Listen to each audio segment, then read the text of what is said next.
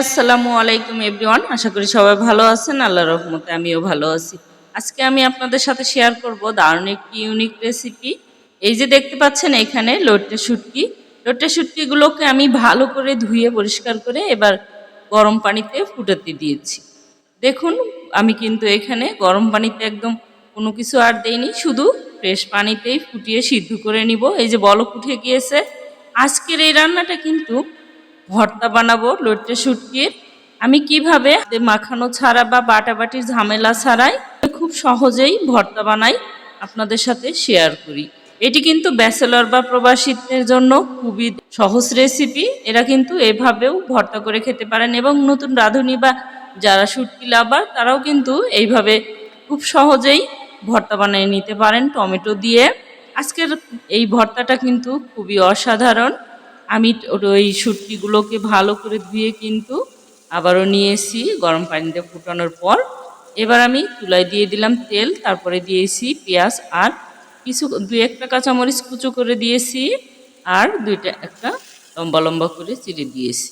এবার আমি এটাকে ভালো করে ভেজে নিব। এখানে কিন্তু অল্প পরিমাণে আমি তেল দিয়েছি, যেহেতু তেল এখন খাওয়া খুবই স্বাস্থ্যের জন্য ক্ষতিকর।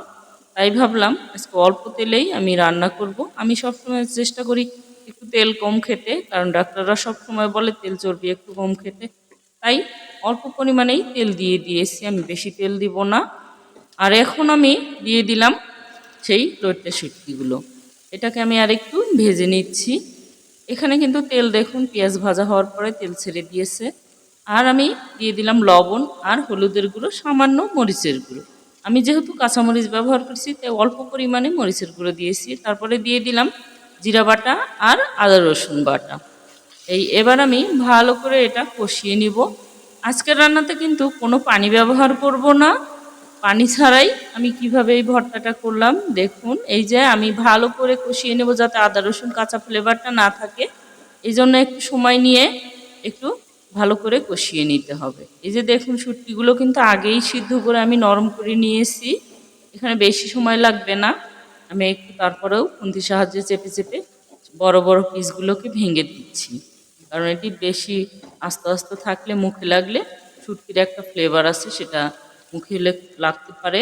তাই আমি একটু ভেঙে দিয়েই করলাম। এবার আমি দিয়ে দিলাম কিছু টমেটো। টমেটোগুলোকেও কিন্তু আমি কেটে ভালো করে বিচি ফেলে দিয়ে ছোট ছোট কিউব করে নিয়েছি, কারণ আমার কাছে টমেটোর বিচি বেশি পছন্দ না। আপনারা চাইলে বিচি সহও দিতে পারেন।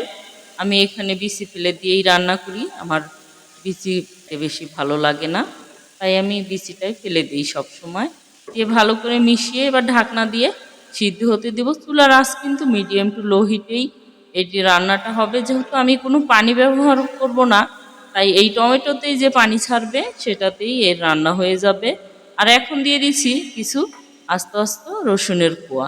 রসুনের কোয়াটা শুটকির সাথে কিন্তু বেশ যায় আর খেতেও খুবই ভালো লাগে। খাওয়ার সময় একটু রসুনটা মুখে লাগলে এর স্বাদটা কিন্তু দ্বিগুণ হয়। আমার কাছে খুব ভালো লাগে। আপনারা যদি কেউ পছন্দ না করেন তাহলে স্কিপ করতে পারেন, আর যারা পছন্দ করেন, আর রসুন তো স্বাস্থ্যের জন্য খুবই উপকার, দিলে ভালো, খেতেও মজা হয় আর শরীরের জন্য খুবই উপকার। আর একটু ঢাকনা দিয়ে ঢেকে আমি সিদ্ধ করে নিলাম। দেখুন পানি ছেড়ে দিয়েছে টমেটো থেকেই, আমি কিন্তু কোনো পানি ব্যবহার করিনি। আর এই রান্নাটি কে কোথা থেকে দেখছেন অবশ্যই কমেন্ট করে জানাবেন। আর ভিডিওটি ভালো লাগলে লাইক শেয়ার দিয়ে আমার পাশে থাকবেন। ইউটিউব থেকে দেখলে সাবস্ক্রাইব করবেন এবং পেজ থেকে দেখলে ফলো দিয়ে আমার সাথে থাকবেন, যাতে এমন মজার মজার খাবারের নোটিফিকেশন আপনার মোবাইলে প্রথমে আসে। আর এই যে দেখুন আমি কয়েকটা কাঁচামরিচ দিয়ে দিয়েছি আস্ত চিড়ে, আর দিয়ে দিলাম বেশ খানিক ধনিয়ার পাতা। ধনিয়ার পাতাটা দেওয়াতে এর ফ্লেভারটা আরও দ্বিগুণ হবে আর খেতে খুবই মজার। আর শুটকির সাথে তো ধনিয়ার পাতা বেস্ট একটা মশলা, এটি খেতে কিন্তু খুবই ভালো লাগে। আর যারা ধনিয়ার পাতা পছন্দ করেন না তারাও কিন্তু স্কিপ করতে পারেন, না দিলেও হবে। টমেটোর যে এই যে একটা আঠালো ভাব, আর খেতে কিন্তু খুবই মজার। আর আপনারা যারা এই রান্নাটা এখনও খান নাই তারা কিন্তু এই সিজনে টমেটো প্রচুর পাওয়া যায় বাজারে, এর স্বাদ অবশ্যই নেবেন। আর শুটকি লাভাররা হলে তো কোনো কথাই নেই, তারা কিন্তু এভাবে শুটকি ভর্তা করে খেতে পারেন। এটি কিন্তু খুবই সহজেই বাটাবাটির ঝামেলা ছাড়া বা হাতে মাখানোর ঝামেলা ছাড়াই, দেখুন টমেটো দিয়েই শুধু নাড়তে নাড়তে একদম মিহি হয়ে গিয়েছে আর আঠালো ভাব হয়েছে। আমি কিন্তু ধনিয়ার পাতাটা ভালো সিদ্ধ হওয়ার জন্য আর একটু ঢাকনা দিয়ে ঢেকে সিদ্ধ করে নিচ্ছে। আর পানিটা একদম শুকিয়ে দেখুন আঠালো ভাব হয়ে গেছে আর নিচে লাগা লাগা ভাব। তার মানে আমার রান্না কিন্তু ডান। আমি কিন্তু চুলাটা এই পর্যায়ে অফ করে দিয়েছি। হয়ে গিয়েছে আমার লইট্টা শুটকি দিয়ে টমেটোর ভর্তা। খুবই দারুণ, অবশ্যই আপনারাও ট্রাই করবেন। ধন্যবাদ সবাইকে আমার এই ভিডিওটি দেখার জন্য। Thanks for watching. আল্লাহ হাফেজ।